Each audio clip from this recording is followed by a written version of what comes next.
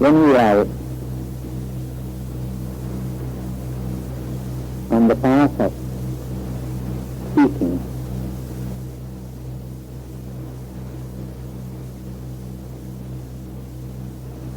there are many obstacles.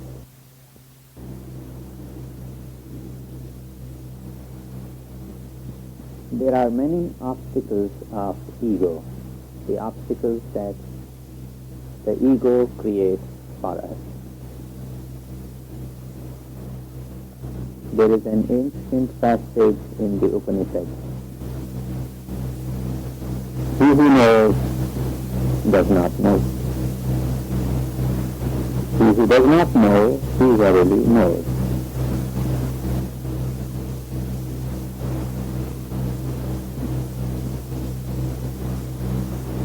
It is said that once upon a time, a great Greek philosopher, Socrates, heard of a great teacher whom everyone praised to Socrates. So Socrates decided to undertake a journey to meet this great philosopher and teacher. He went and saw him, met with him, and discussed these matters of metaphysics with him. Came back and people asked, "Well, Socrates, what is your opinion of him? Who knows more, you or he?" And Socrates very humbly said, "I know more." The people were surprised to hear Socrates speak like that, because he was a very modest, very humble man. So Socrates explained further. He said, "The philosopher I went to visit knows nothing, but does not even know that he knows nothing. I know nothing, but I know that I know nothing." That is why I say I know more.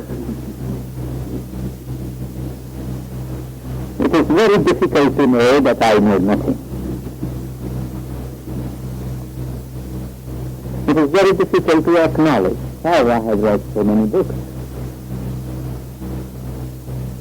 I have been to so many teachers. I have sat at the feet of so many philosophers. I know a great deal. A great professor of philosophy went to the ashram of a guru. The professor had written many books and had taught hundreds or thousands of students. He went to the ashram of the guru and said, "I am a philosopher. I have studied this and that, researched on these topics, written many books, I have hundreds of students, and I have come to offer you my services. What may I do in this ashram? Because I would like to sit at the master's feet and learn more." He had gone with the expectation that he would be immediately appointed, if nothing else, maybe the assistant guru.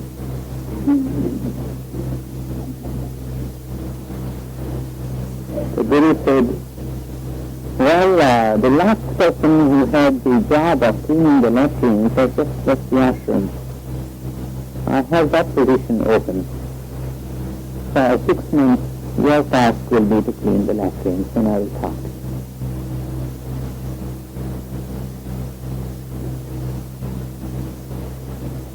So far as the spiritual truths are concerned, all our philosophy, all our knowledge is mere information, because it is neither a realization nor an assimilation of knowledge into our character. I spoke to a group of physicists. I invited a group of physicists to meet with me. And I said, in physics we study that the whole universe is a vibration. We study that all the phenomena that we perceive with the senses are misleading, because that is not the way they are. They are not the way they appear to the eyes or to the touch. This knowledge must have some influence on your personal life. And I would like to know what influence it has on you. And they said, none. All of the physicists in the assembly said to me, none. It has no influence on us. Then what use is your knowledge of the fact that the phenomena of this universe are ephemeral, ever-changing, and not the way they appear to be? This is true not only of the physicists, but also of the philosophers of many ages, whose philosophy is merely information. But when we come to the philosophers of the tradition of the ancient text called the Upanishads, and the great sage named Narada, who is a legendary name among the devotees and philosophers, goes to the feet of a 5-year-old wise man named Sanat Kumara, and says to the 5-year-old teacher, "Sir, I have come to learn from you. I have come to study from you."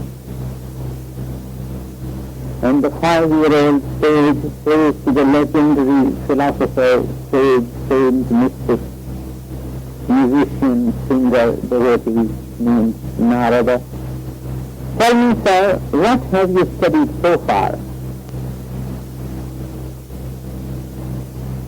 And the sage Narada recites the whole list of all the great texts.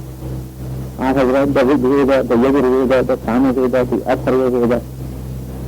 I have read the science of astronomy, the science of the planets, the science of the snakes, the science of the study of the future. I have read the texts of grammar and etymology and linguistics. And he bows and he says to the 5-year-old saintly teacher, "But sir, I have heard from the wise men the likes of you. I have heard from the wise men the likes of you that he who has the knowledge of self crosses over the channels of sorrows and gets across them. Having studied all these texts and sciences, I yet grieve. So I have come to you. Would you please take me by the hand and help me cross the channels of grief and sorrow of this world?"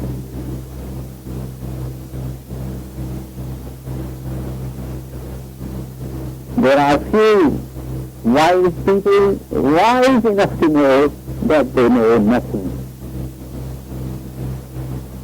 If you want to seek the teacher within, the first thing you have to realize is that you have the need of a teacher. That you have need to know something. I have found that a lot of times people who are avoiding finding an external teacher are doing so because they are afraid of the test that their ego will go through at the hand of a great master.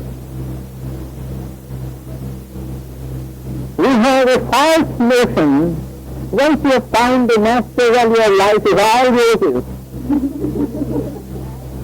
Every morning I'll call up the great master and I'll ask him, "Sir, should I wear my blue dress today or my red one?" And the Himalayan Institute will have to install 1,000 lamps to answer people all over the country what clothes they should wear this morning. Otherwise, what good is this guru who can't answer my questions? Who cannot make all my decisions for me? Who cannot guide me?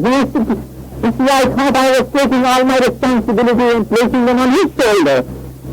And here he is giving me the responsibility. Run this center, teach here, you gotta do this, do that, collect money, do projects. I thought I was going to sit down quietly and meditate. What is all this hustle bustle? So we go for the gurus who will give us an easy time. And I've seen people leave such a difficult master and go to someone who will give them an easy time, who will sit with them, sing with them all day, chant with them, pat them on the back, push their egos up, and not give so much hard work. So when people are afraid of the test of ego, they use this slogan, "Oh, I don't need a teacher, I have a teacher within me."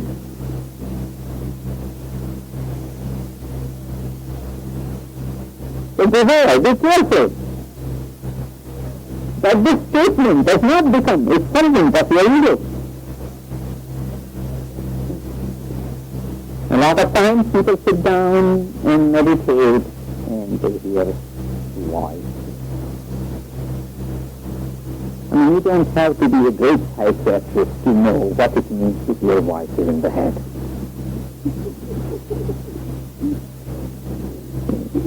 People who hear voices are the people who should never meditate. They are not capable of meditating. They need psychiatric treatment. The people have written books out of these voices. And thousands of people read these books as though they were a revelation.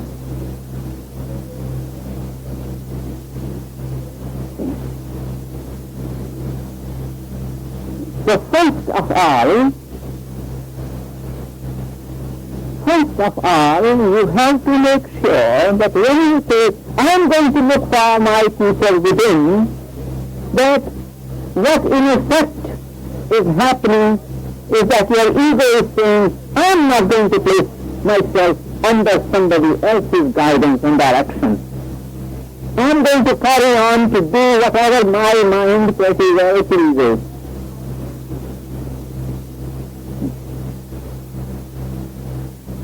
And many of us have played this game.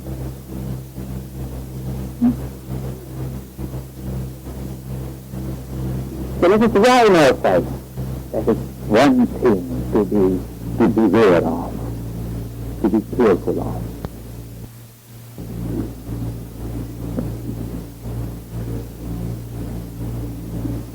So now we start looking for this teacher within. As soon as a person closes his eyes, he goes through this phenomena that are similar to what happens to people when they are placed in a tank for experiments of sensory deprivation.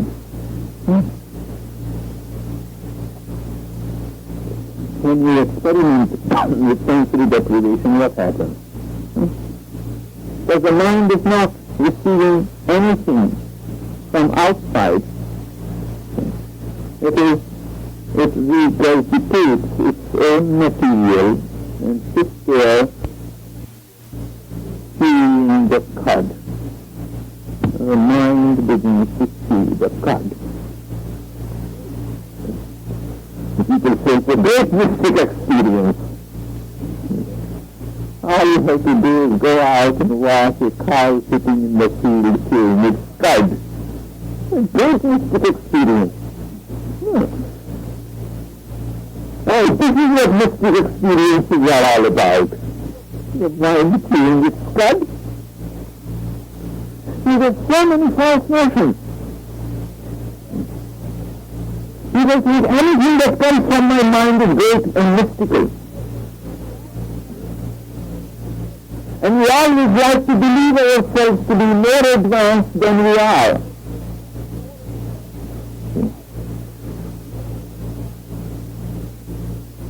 So what I am trying to tell you first is what the teacher within is not. Everybody talks to you about the teacher within. But we want to be very clear about what the teacher within is not. These voices you hear when you close your eyes are not the voices of the teacher within. Experiences similar to that of sensory deprivation, resulting in the mind chewing its cud, are not the voices or experiences given by the teacher within. These are hallucinations created by the mind to make up for the loss of an external experience, to draw from its jumbled storehouse of memory all kinds of threads and weave for itself the kind of spider web that the spiders on LSD weave.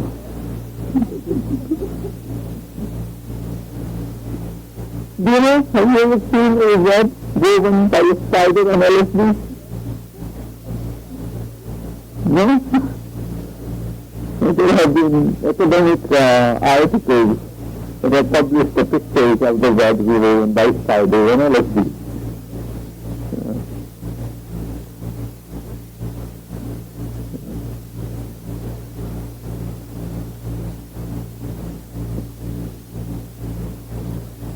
If a spider forgets to weave its web under the influence of LSD, what would a human being forget to do under the influence of LSD? So a lot of people went searching for teacher within by taking LSD. That's not the teacher within, that's the fool within, the idiot within.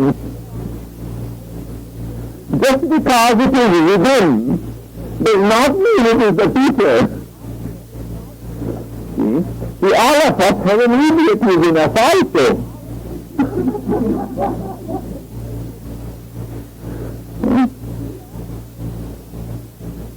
All of us have a madman within us too. Just because it is within that I experience it when I close my eyes, does not mean it is the wise man within, it is the teacher within.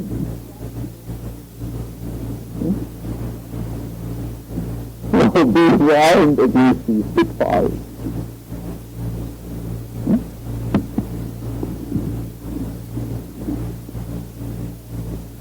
People sit down to meditate and all kinds of subconscious memories arise. Because the conscious mind relaxes, the subconscious mind comes up to the surface. It's like removing the lid from a bubbling cauldron of liquid brew. Closing the eyelids is like removing the lid of a bubbling cauldron of a witch's brew. You see what you have got in there.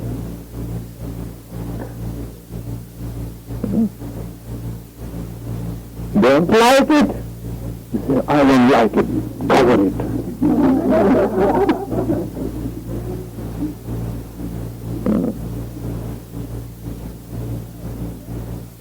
But it's still there, it's bubbling. It will show up in your karma somewhere sooner or later. So better to remind the lid and take a good look at it. And see what I've got in there. And try and change the view. Put some better smelling herbs in there.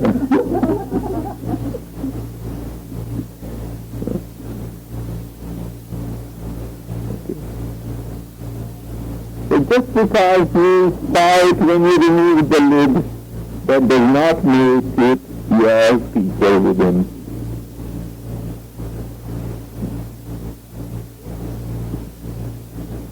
In our mind, we have all kinds of jumbled up memories of experiences of objects and relationships stored up. And they are bound to come up. Now, as you know, in the yoga tradition, we speak of,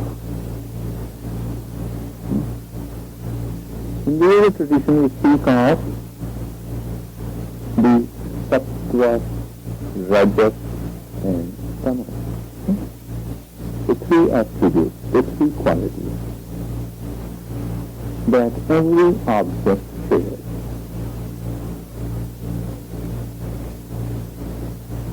Sattva, the attribute of purity, harmony, balance. Rajas, the attribute of activity, energy, as well as turmoil.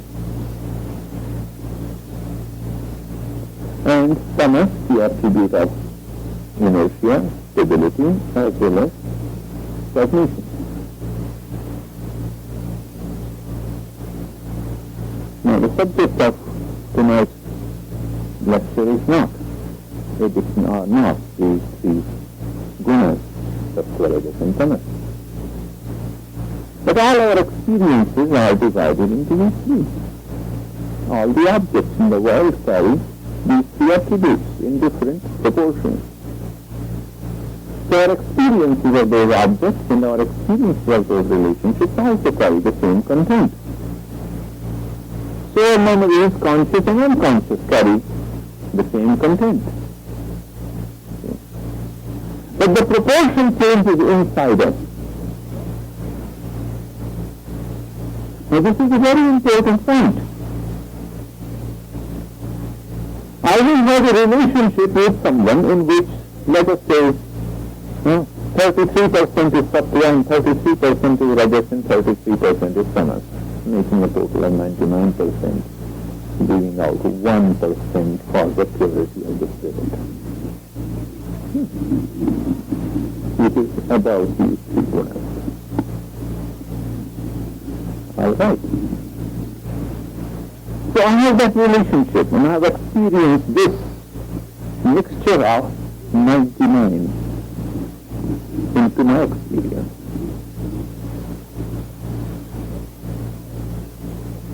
Does it mean that my memories, conscious and unconscious, now are constituted of the same proportion that I experienced before? And the answer is no.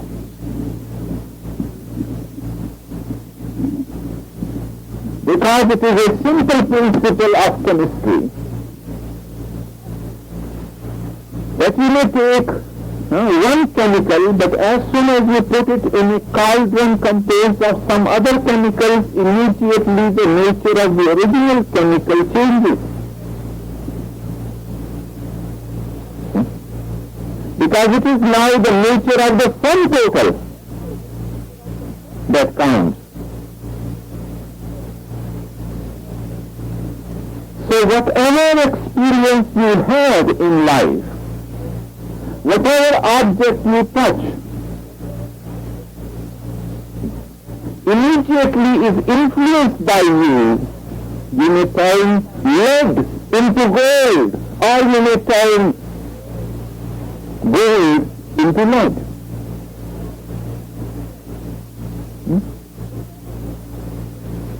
So whatever relationships and experiences you have in your life, as soon as they touch your mind, their nature ceases to be what it was before you touched it. Because now it becomes part of the totality of your life experience, or in other words, the totality of the storehouse of your karma. That is why each one of us gives a different interpretation to the same shared experience.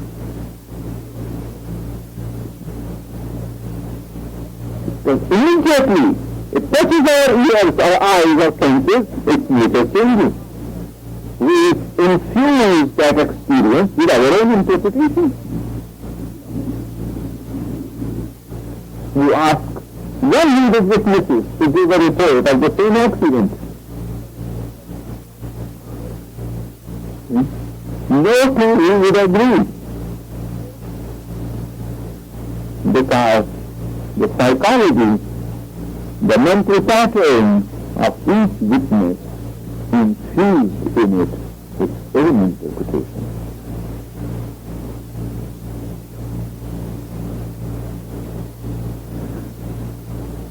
So that two persons read the same book, they don't draw the same conclusion. They don't arrive at the same results. Two persons make identical experiment in life and they do not arrive at the same result. Because from within their minds, they are introducing some factors, you see, which are not in the objective situation. So when you sit down either to contemplate or to meditate, whether you sit down with a thought process called contemplation, where you are pondering over a matter philosophical or practical, or you are actually in meditation, whatever arises from you, with the exception of a few rare matters, whatever arises from within you is more often than not very misleading.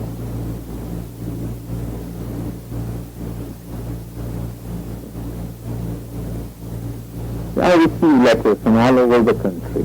Dr. Arya, in my meditation I received this message.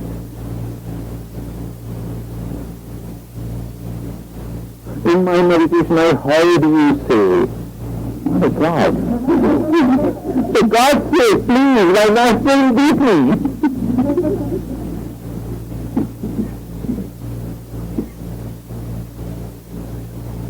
These are all creations of the Rajasic and the Tamasic elements in the contents of your mind, and are almost totally unreliable.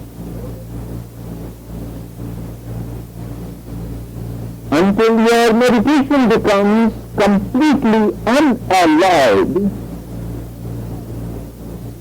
the messages that you receive in your meditation also are very impure and alloyed. Don't trust them. It's cruel to say so. It's very difficult to hear it and bear with it. because we would all like to consider ourselves greatly enlightened. After all, you've been meditating for all of 3 months.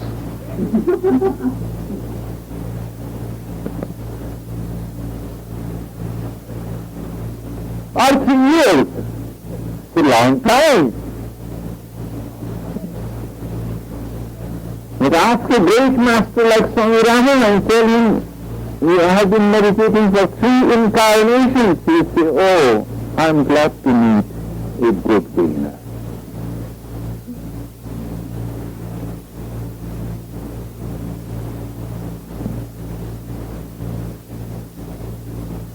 Now that is our ego. Now that is the task of a teacher. Whether it is a personal teacher without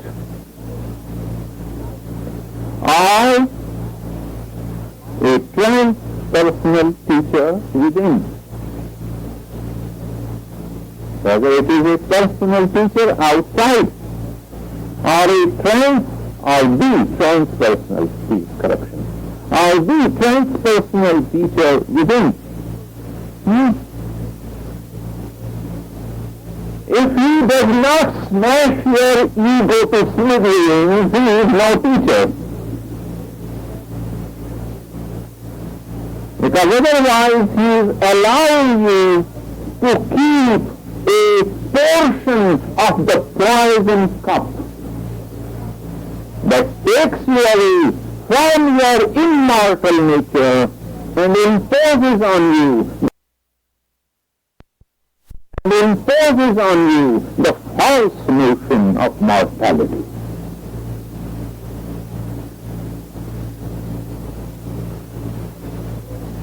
It is your ego that takes you away from the knowledge of your immortal nature and infuses in you a false notion of your mortality. Because ego subsists only on mortal grounds. By mortal grounds I mean temporary objects, temporary conditions, temporary experiences, those that are today and cease to be tomorrow, are the mortal things.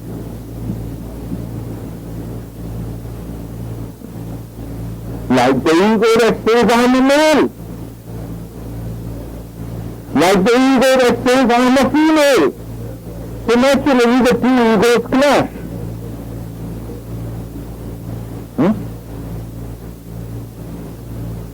The spirit is neither male nor female. The ego system, the soul, is neither male nor female. Now, who is the male and who is the female? So the moment you take a temporary body that is today and will cease to be tomorrow, name it male, name it female, immediately you have male ego or female ego. So immediately you have conflict between those 2 egos. So immediately you have a struggle either for male superiority or for female superiority. Because you identify with a temporary condition. It is mortal.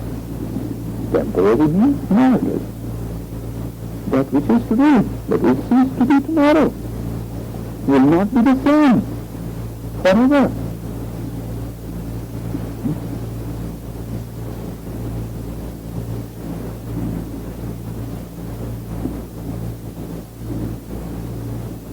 A true teacher appears to be very cruel, because his task is to take away from you all the props.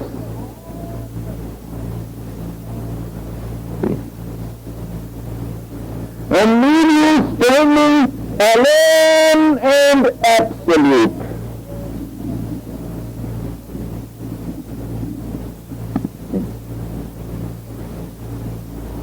The last of the 4 chapters of the Yoga Sutras of Patanjali, the Bible of the Yogis, is called Kaivalya Pada, the chapter on Kaivalya. And that word, Kaivalya, can be translated as a state where you are alone, or you can translate it as absolute. A state of absoluteness. Then you are, my friend, on a firm ground. Then, as Jesus said, you have built your house upon the rock. That absoluteness is your rock of ages. The ages will pass, but the rock will stand firm and unchanged.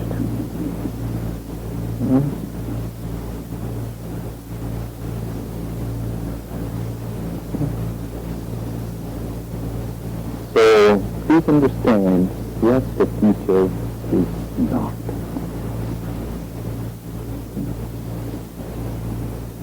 And only then, slowly, you will begin to find what the teacher is.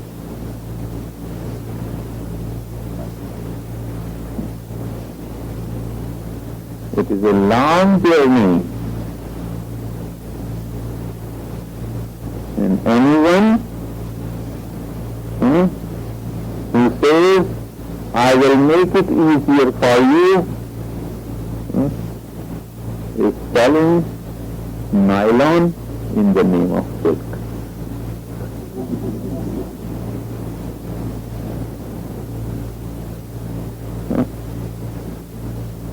Anyone who says otherwise is selling nylon in the name of silk. So make sure you are buying silk and not nylon.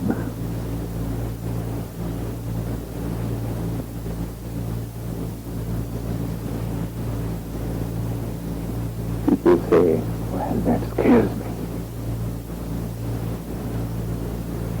I better drop out. So they drop out. What are they called? The seeds that drop by the wayside. Yes, right. But then you will not grow into the fruit. You say the journey is difficult. So I ask you then, tell me what is easy. Show me something in life that is easy.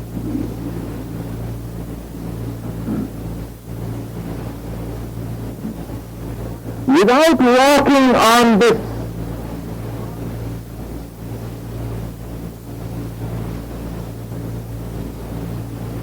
straight and narrow, without walking on this straight and narrow, without walking on this razor's edge, take whichever phrase you will, a phrase from the Bible or phrase from the Upanishad. Whatever other paths you take in life, whatever other paths you have taken in your life so far, have they been easy?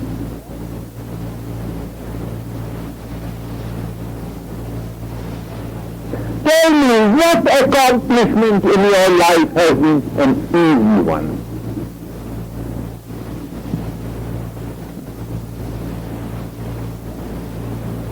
What processes in life have you found that were not difficult?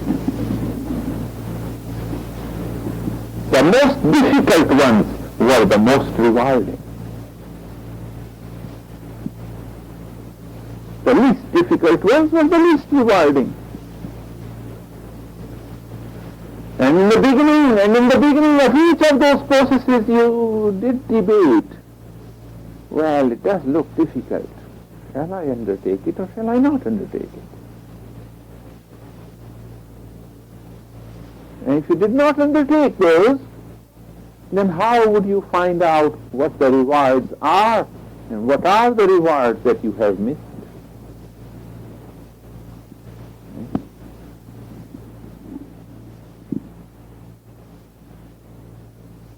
So once again, it is a long journey of purification. And I keep coming back. I keep coming back to this word, self-purification. It is the ascetic path. And I say this not to scare you away from the path, but actually to lure you on the path by saying that at the end of this fire you will be like shining, burnished 22 carat, 24 carat gold. Does the fire scare you? Then let the idea that you will be pure 24 carat gold lure you to it.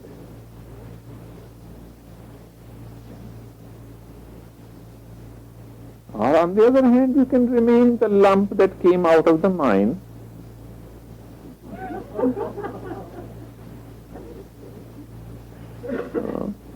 Stay away from the fires. See? What use are you to anybody? Can anyone make a jewel out of you? Huh? Can anyone make a coin out of you? Can anyone buy or sell anything with you? No.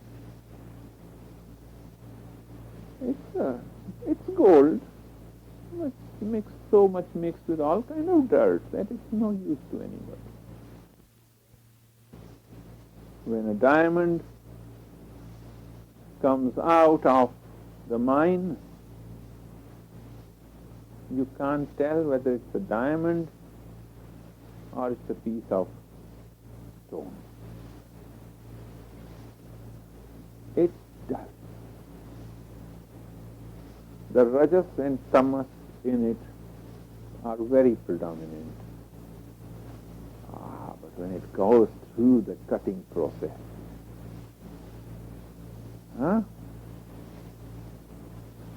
and all its facets begin to shine,